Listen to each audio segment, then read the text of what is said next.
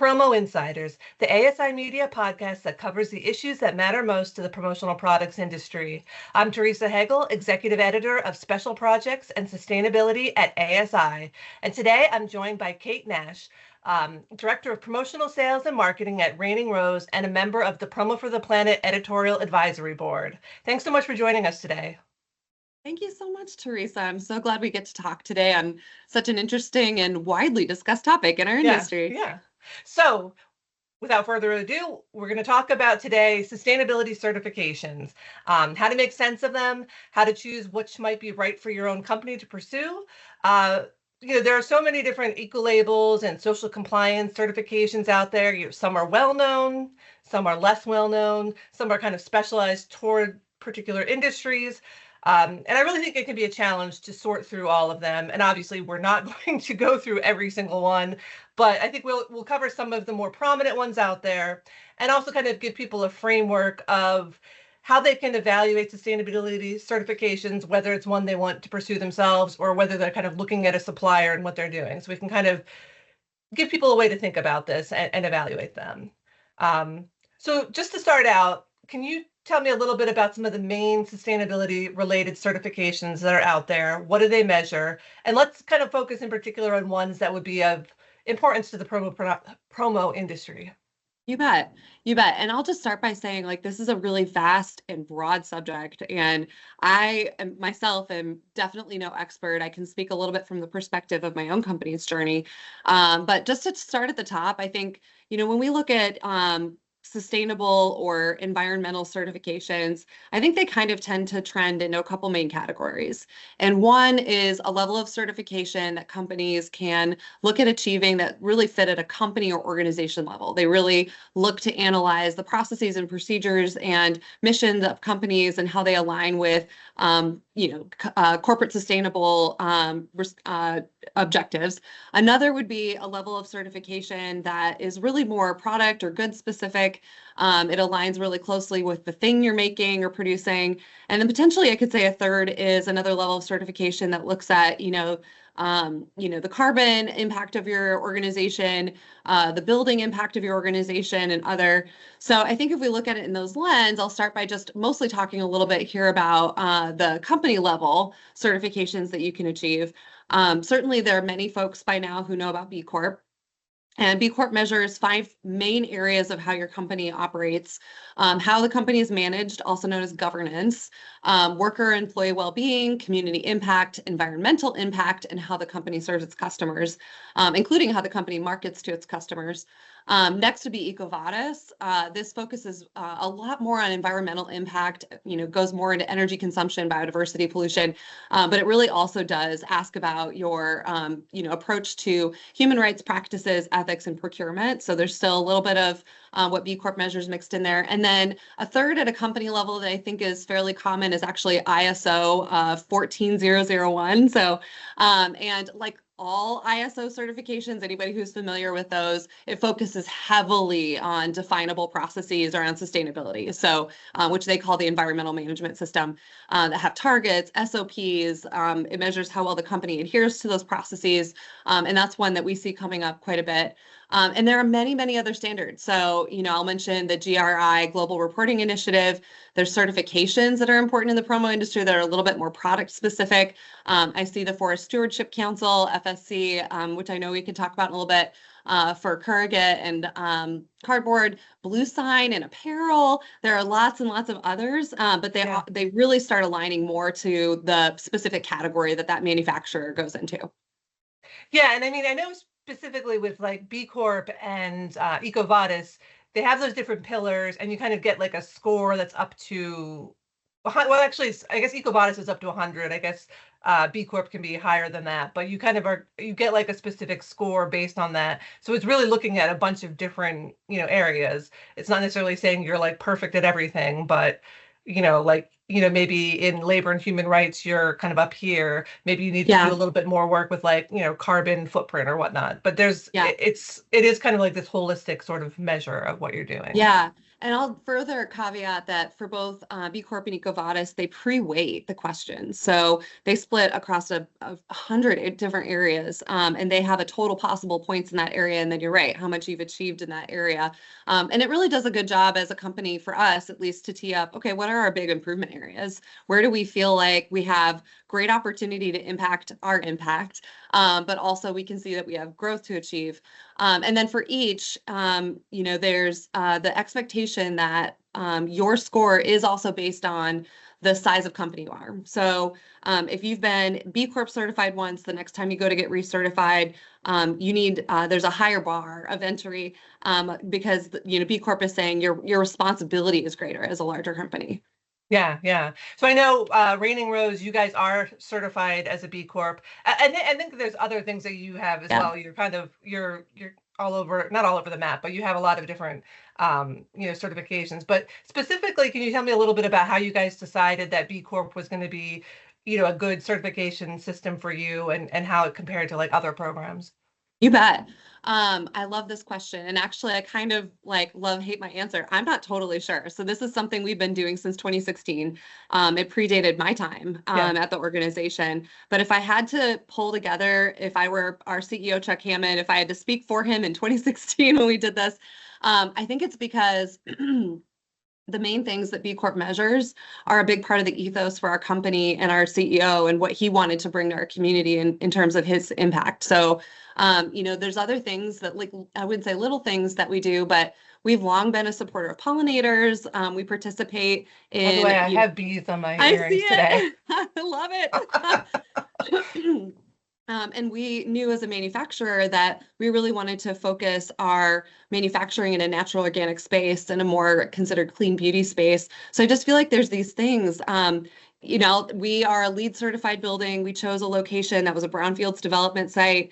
We also chose a location. Our CEO put a pin in the map of our metro area and mapped out where every employee lived because he wanted to be centrally located and on public transport lines. So I just think there's just all these decisions that came together in how we have formed as a business. And B Corp seemed to be a great bar to set across the areas that we already were working to measure and improve. And I would say what's more, as some know and maybe many don't, the larger part of our organization is actually in retail manufacturing. So brands that go to market at Target and Sephora and Walgreens, they come to us to make their products.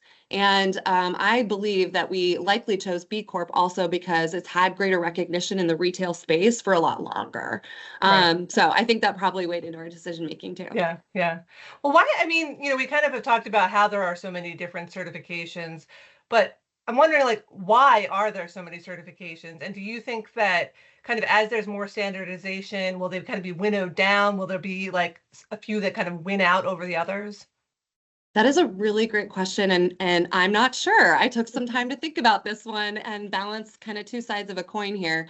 On the one hand, I'll say all products are manufactured differently, right? We're all making different stuff with different inputs, and different locations, and we're shipping to different locations. So I'm not sure that standardization would necessarily be possible because of that. And then there are also new things being learned all the time about the impact of our processes on human safety and on the environment and on well-being. Just look at PFAS and the conversation we're having around PFAS and prophenols now that we weren't having 20 years ago. And I expect that there will be things being learned all the time about the impact of the chemicals and the way that we're manufacturing things, and certifications or processes will pop up because of that. So I see that not making things simpler because we need to evolve. But on the other hand, if I think about the other end of the coin, when you break down manufacturing into its very basic parts, we all have inputs. We all have raw materials that we're sourcing from different areas of the globe to bring to our facility. We all have workforces. We all have consumers. We all have people we're selling to. We all have manufacturing locations. We all transport goods. some big picture trends could really emerge there on, how much of your supply process, how much of your value stream you're impacting with efforts here. So I'll be curious about that. I know we've had some great conversations in our advisory board about how potentially things could get simplified. But if I had to flip a coin today, I would guess maybe not. Yeah. Maybe I don't see things simplifying because of a third point, which is certifications are a market of their own. They have customers, they have fees, they have processes. So I think there's both a good and bad thing here. Good because, certifications hopefully are competing to be a best of breed and to really have the impact that they set out to have. But it could also be bad because as certification organizations are competing for business, it could drive certification into a low cost, easy process. Certifications are everywhere kind of proposition, which really waters down their impact as well. Yeah, yeah. Well, I mean, I think that is a good kind of segue into some news that sort of just broke recently. Dr. Bronner's, which is a pretty well-known organic soap and personal care products company, I guess maybe like not adjacent or similar to what you guys are doing, right? Because you guys do like lip balms and things like that. But they say they had the highest B Corp score. They've been a B Corp for a very long time, but they just announced that they're going to be dropping the certification, and they cited weak standards that they say enable greenwashing and purpose washing by multinational companies. So I'm just curious, like, what you think about this announcement. Do you think it's going to have an effect on the reputation of B Corp certifications? Is it going to negatively impact Dr. Bronner's? How do you see this kind of playing out? I think I'll probably be thinking about this for some time, but some early thoughts that I had about their criticisms are that they're fair, and any certification process is sort of there's two parts of it really. So, certainly companies can cherry pick the data that they want to put forward in that certification process. There is audits and sort of fact checking done by these certification companies as they work through the process. But certainly it's not perfect, and there's a level that they need to be able to accept because there's some proof levels that would be really hard to obtain. So I think Dr. Bronner's is making a really fair point about B Corp. And certainly I just need to nudge this out there. It's an expensive proposition. So I think it's possible that some brands and companies are just going to tell themselves, you know what, we're on a journey and this is too expensive for us. It doesn't mean what we want it to mean anymore. And I think that's a fair place for a company to achieve. But another thing that I think we're going to be talking about here in a second is I get concerned over headlines like this in some part because I see us as all on a different part of the journey. And if you look at a lot of consumer market segments and look at tech, like there's always going to be super early adopters of something. There's going to be the early majority, there's going to be the late majority, and then they're like laggards, companies that jump on way at the end of it. And there's brands in this space, and I think Dr. Bronner's is one of those brands. They're an early adopter. They're very evolved, and they set a high bar for themselves, and they are maybe waiting for certifications to catch up with them. I would say, though, by kind of looking at a level of excellence that they're at, I think it may disclude other companies that really need to start on this journey from ever starting on the journey. So I do think certification companies kind of have their work cut out for them to be able to set a high bar, but to also still find ways to engage with companies who are just starting in this process as well, if that makes sense. Yeah, no, that's really, really smart. I like how you put that. Yeah, and so really, like, I think that's something that we've always said, like, since I started Promo for the Planet, and that's what people always tell me is that sustainability is a journey, and there are different companies are on different kind of steps in the path. I mean, one of the things that's really most important is not necessarily where you are, but that you're being transparent about Yeah. where you are in the journey and not trying to kind of greenwash or sugarcoat it Yes. or say you're doing something way more substantive than you really are. Um, but as far as like, other suppliers and distributors who are on this journey and maybe have not kind of, narrowed down like what sort of certification they want to pursue, what process do you recommend they go through to make that decision? Because obviously they can't do them all. So how do you figure out what aligns with your business ethos and maybe your budget and kind of go from there? Yeah, I love this. And I actually want to pick off something smart that you said as a tee off into this conversation. But I think you said transparency being the goal here too. And I think that's so important. So that means obviously promoting the efforts you are taking on and the certifications that you're going after. It also means talking very transparently about the areas of opportunity that you have. So, not all companies can afford to just switch out the palm oil they're using on a dime, but they can say, you know what, we want to go after an alternative, or we want to go after an ethically sourced or a more sustainably sourced palm oil. And that transparency is just as important as the flag you're waving on the certification side as well. So going back to your question though, everybody really has to decide what their financial and sustainable goals are. You have to sit with that as a company. You have to have that conversation feel really meaningful and purpose driven. Because I think if you're going at this just trying to check a box, that's going to be really clear to your customers and won't allow you to be as transparent as you need to be. So start there. And then I'd say you can ask yourself questions on how do we make financial space for this? And like really consider the full picture. The certification cost is only the start.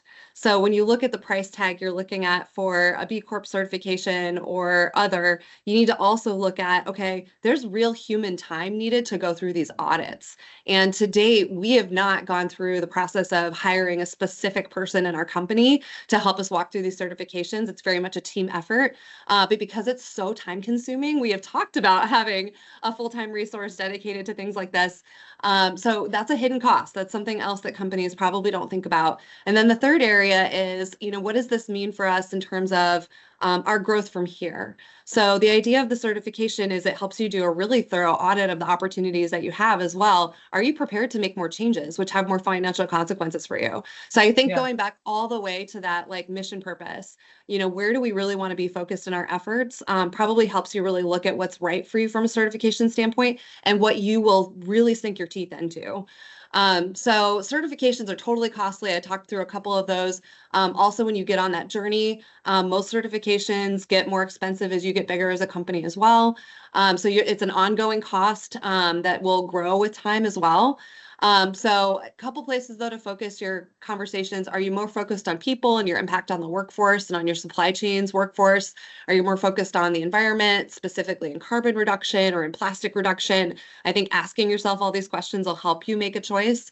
Um, at a supplier level, these product level certifications are a little bit easier to translate, honestly, to distributor sales, in my opinion, but they're also more costly when you look at the number of SKUs we have. So I think our position at Raining Rose is we will probably stay focused on a company level with a certification, but continue to look at opportunities that we have just to make better choices on, like I said, the plastics we use in bagging or in componentry or the corrugate we're using. Distributors have limited options, I think, because they're not manufacturers. So there's certainly B Corp distributors in our industry, and I'm so happy and proud of them. But having gone through that process, I could see how that process is also kind of tricky to go through when you're not a manufacturer. So it's a little bit harder for you to get your hands on all the information that you need to get your hands on in order to go through that process. So I think from a distributor level, again, go back to your goals, think about what you want to accomplish, but then it could be a process of doing a better job of vetting your supply chain and the certifications that you can more or less borrow and Right. Right. sell through as part of your own goals. Yeah, that makes a lot of sense. If you guys as the suppliers have already done the work, why not kind of piggyback off of that and use it? And I mean, I think another point you kind of made is just that with these sustainability certifications, for the most part, it's not a one and done thing. Like you have to recertify, and when you recertify, they're expecting you to have made more progress. You can't kind of rest on your laurels. So it is like if you decide to go with one and that's what you want to do for the long haul, you are going to have to continue the process and kind of continue like making these improvements. Yep. Um, Yeah. yeah. So what I've talked to different people in promo recently and these are companies that are very sustainable, from my perspective, but they talk about that some of these certifications, they don't necessarily tell the whole story of what a company is doing. For instance, like if they're using uh sustainably forested paper products from like Canadian companies, but it's not FSC certified because the you know mill doesn't want to put the expense in, but it is better than what other like Yes. maybe certified companies are using. How do you kind of tell that story? So I wonder if are we actually missing something when we focus only on kind of the icons and seals that are on like a company's website? What kind of questions can distributors ask their suppliers so they get like a deeper understanding of the mission and ethos? Like, I feel like a lot of times these things have to be conversations. It can't just be like, oh, you got this checkbox and you're good, so we'll use you. Yes, I love this conversation so much. So I think you're starting to really carve out some of the nuance here. And I absolutely agree that the certifications don't tell the whole story for so many reasons. So I think when I look at the difference between like, eco washing or greenwashing, and a company that's really walking the walk, in part, it's the certification helps demonstrate a level of commitment and financial commitment to the journey. But also, it can very easily become a cherry pick the data, get the checkbox, and move on proposition as well. So if I were sitting in a distributor's shoes, I think absolutely engaging in conversations with your supplier partners is essential. So when you engage with supplier reps, just start with your territory rep and start talking with them about their sustainability efforts as a company, and then just listen to what they have to say. Does it feel like the company is checking a box? Does the rep know the certification but can't really talk, much more about what that means or what those efforts are like in the company? Or does it really feel woven into their mission? Do the company representatives know where the product came from and a little bit about how it's made? Does it feel like they struggle to provide that information and they lean really heavily on that certification? I think it becomes easy to see. Again, let's take this all the way back to transparency and a little bit of vulnerability. A company being able to say, you know what, we've really looked into FSC certified, and here's what we like about it, and here's where we're struggling, and here's how we're also solving for it. We've got this other company, and they're doing some really exciting things. And just hearing that story and that heart going into it, I think gives you a better sense of how aligned with the mission that the company is. But like I said, certifications are absolutely a way a company can sort of prove that they're willing to make a financial commitment and they're inviting a third party in to help them set a bar and look for areas of improvement. Yeah. So I absolutely believe it's kind of a little bit of both, but you can't rely on just one or the other. Right, right. And I mean, I think like we've sort of been saying all along, these are a starting point in a way, not an end point. So it's the starting point of a conversation, not just you got it, we're done. Um, well, I mean, this has been like a really interesting and I think educational conversation, and I think people are going to get a lot out of it. But do you have anything else, like kind of final thoughts you want to share about eco labels and certifications and how to sort through the the mass of many different labels that are out there? Absolutely. So I would say bottom line, certifications seem intimidating, and they are. Like, so let's just land that there. But I'm also a big believer in moving your business forward regardless of pursuing certification. So there are actually a lot of free, reputable resources out there that you can use to start measuring your impact. The EPA puts out a greenhouse gas inventory and a carbon footprint tool that are free to use, and we have used. And they also have a WasteWise program. So as a business, you can just start using these tools to understand where your areas of impact might be, and that includes at a distributor level. So I'd mentioned this at the expo panel that I was a part of, but if we just all focus with our customer base to stop rush shipping things via air, I think that's one way that all of us have an impact. It has nothing to do with a certification. The GRI also provides some free access to their reporting standards as well. And I'm sure there's a ton of resources I'm not even mentioning here that are free and available for you to use and are actually good precursors as you think about starting down the certification front too. And one other just interesting note I was thinking about as I was thinking of a bottom line kind of last words thing here. If you're located in a college town, a university town, it's totally worth exploring partnerships with programs at the university that may help you get some free support to help measure your baselines and learn about improvement areas that your business can have an impact in. And that's at a supplier or a distributor level too. So I think at the end of the day, certifications are going to be with us. They're going to face important scrutiny. I think that's where the Dr. Bronner's conversation comes back, and that's a good thing. But also they don't have to be an all or nothing proposition. And I think it's really important for our industry to recognize that there are a lot of steps that we can be taking and assessment tools that we can be using that help us get better regardless of where we end up on the certification path. Right. That's awesome. Well, thank you so much for taking a couple minutes to talk with us today. I think this was a great conversation. And again, this is Promo Insiders, and I'm Teresa Hagel.